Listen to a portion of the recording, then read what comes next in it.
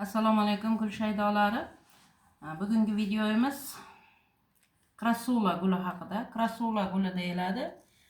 Yoki bo'lmasa drevesniy dereva yoki bo'lmasa o'zimizda tilda oddiy tilda dollar gul deyiladi. Dollar gulni yashil sortidan o'stirganman. Mana bular esa variegatniy sorti. Mana bunisi tricolor deyiladi. Ya'ni binafsha rang deymizmi? Mana bunaqa oq hamda yashil. Mana bunisi esa bizni bozorlarimizga yaqinda kirib keldi, variegatniy sort. Mana shulardan oldim. Hozir sizlar bilan mana shu gullarni, tuvaklarini o'zgartirib, boshqa tuvak ekib olamiz. Demak, dollar gulini parvarish haqida ozgina gaplashadigan bo'lsak, dollar gulini kelib chiqishi o'zi Janubiy Amerika, Afrika hisoblanadi. Shuning uchun issiqni yaxshi ko'radi, lekin to'g'ridan-to'g'ri quyosh nurlari barglarini kuydirtirib, barglarini dog' hosil qiladi. O'zi hech qanday xona gullarni to'g'ridan-to'g'ri quyoshga qo'yib bo'lmaydi. Yoyilib tushadigan quyoshga qo'yish kerak.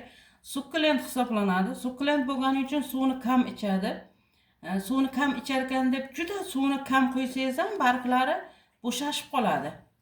Shuning uchun suvni me'yorida berish kerak. Tepasidan suv purkab tursangiz, barglari sog'lom bo'lib, chiroyli bo'lib turadi.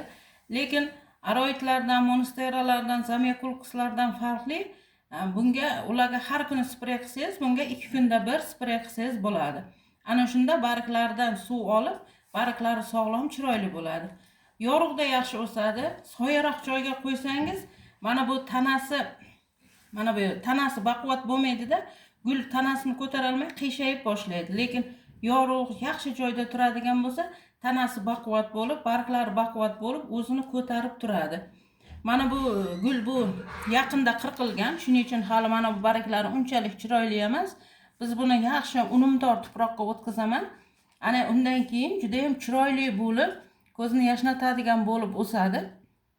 Hozir biz mana bunisini tagini ochamiz va parvarish haqida yana gaplashib olaveramiz.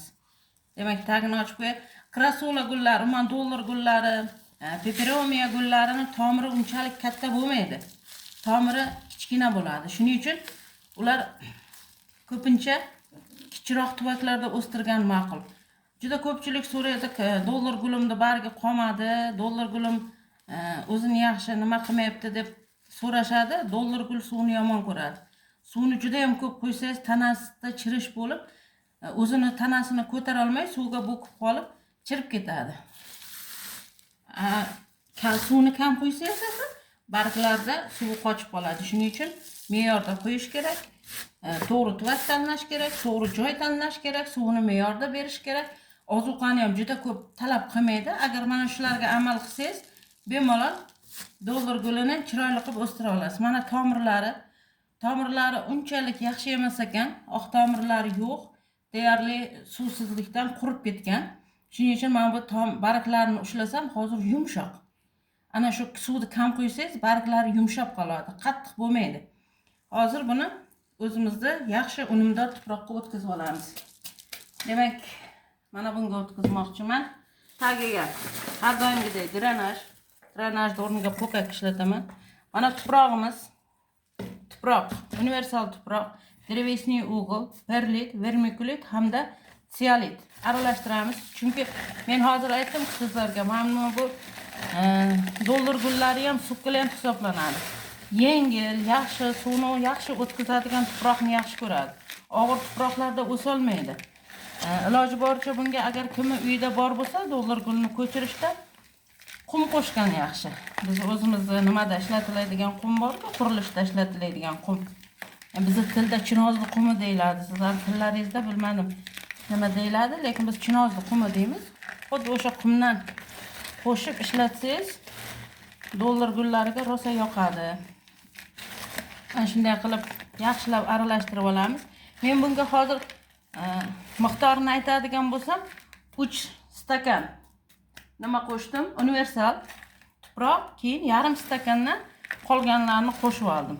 Ana shunda 50% universal tuproq bo'ladi, 50% esa minerallar bo'ladi. Mana shunday qilsak, yaxshi, hamma gullarga yoqadigan tuproq paydo bo'ladi. Demak, tagiga ozgina solamiz. Chunki tomir kichkina. yaxshi o'rnashish uchun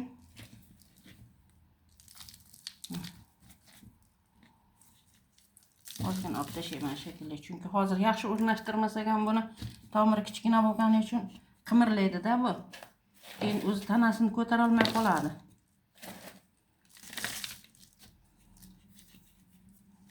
Mana shunday qilib ekib olamiz. Mana ekishni ko'ryapsizlar. Yaxshilab tuproqlarni bosamiz, siltab yuboramiz tuproqlari yaxshi tushishi uchun. Hozir mana shunday qilib taglarni bosib iloji boricha tuproq qilib, tanasini ozgina tuproqqa kirgizib ekasiz. O'shanda gul qimirlamaydi. Chunki bilasizlar, doldir gullarning tanasi og'ir bo'ladi. Nimasi tomiri kichkina bo'ladi. Chuqurroq qilib sal tanasini tuproqqa kirgizib ekmasangiz qimirlab qoladi-da, o'zi tanasini yaxshi ko'tara olmaydi. Mana shunday qilib bosib chiroyli qilib ekib olamiz mana. Qiyshab qolgan bo'lsa, sal u yoqdan bosib olamiz. Mana bittasini ekib oldik. Endi ikkinchisini ekib olamiz. Mana dollar gulimizni bittasini ekib oldik. Mana tuvakka mana bu ikkinchisini ochamiz. Bu biz bozorlarga yaqinda kirib keldi. Chet eldan kelgan, shuning uchun tomirini ochib ko'ramiz. Qani, tomiri qanaqa ahvolda, lekin nimasi yaxshi hozircha. Nima deydi? Tuprog'i juda ho'l emas. Juda ho'l emas. Shuning uchun bu o'zi mana bu hozir katta gul emas, bu deyarli chirinka hisoblanadi. Tomirlari lekin umuman oq tomiri yo'q hozircha. Mana ko'ryapsizlar tomirini. Tomir juda kichkina. Chirish boshlanmagan shekilli hali.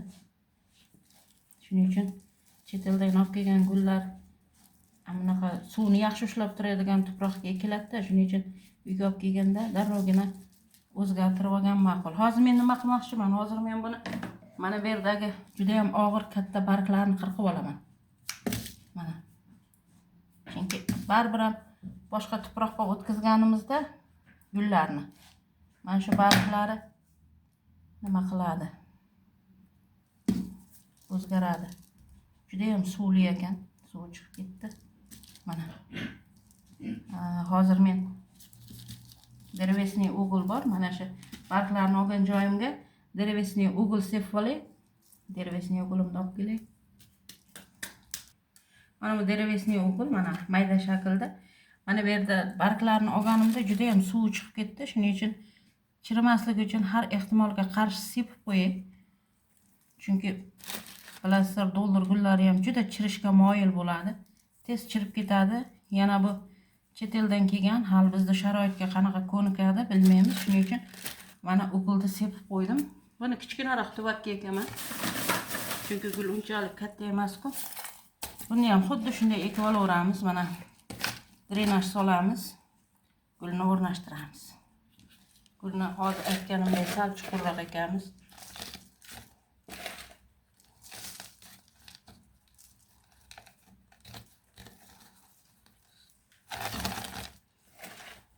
Hali bu derevesniy gullar, ya'ni doldir gullari ham o'zi unchalik injiq gul hisoblanmaydi, lekin baribir suvni me'yorini ushlash kerak, haroratni me'yorini ushlash kerak. Juda issiq bo'lib ketsa ham bo'lmaydi, juda sovuq bo'lib ketsa ham bo'lmaydi. Shuning uchun ana shularni me'yorda ushlab tursak, yaxshi o'sib, ko'zimizni quvnatadigan gul bo'ladi. Agar haroratni me'yorini ushlalmasak, suvni ko'p berib qo'ysak, barglarni to'kib, xunuk shaklga kelib, nimjon bo'lib qoladi. Ozuqalarni esa har doim qaysi gullarga bergan ozuqalardan beraveramiz. Masalan, MPK 20-20 yoki bo'lmasa, hozir juda ham ko'p universal ozuqalar, har xil universal ozuqalar chiqib ketgan.